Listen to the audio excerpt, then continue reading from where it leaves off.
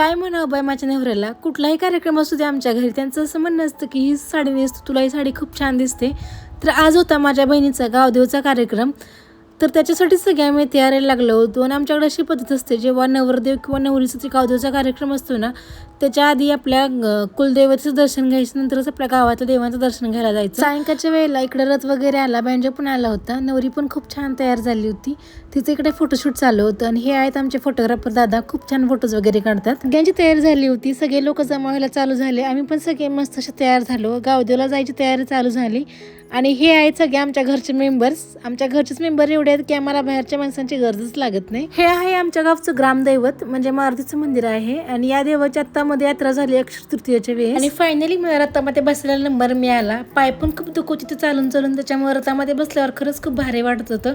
हळूच 2 ठणके पण मारून घेतले त्यासोबत. तसं आमच्या गावामध्ये बरेचसे मंदिर आहेत. सगळ्या मंदिरामध्ये मी काही शूट नाही घेतलं, पण जेवढं काही घेतलं तेवढं व्हिडिओमध्ये टाकलं आहे मी. आणि त्यासोबत आमच्या गावामध्ये नदी पण आहे, त्यामुळे नदीला पण जावं लागतं. तिकडं काही मी गेले नाही, कारण माझ्या हातात चुडा असल्यामुळं मला तिकडं जाणं अलाउड नव्हतं.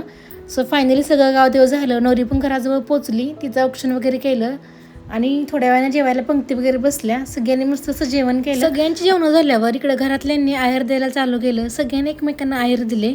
सो चला भेटत नेक्स्ट व्लॉगमध्ये. Bye bye.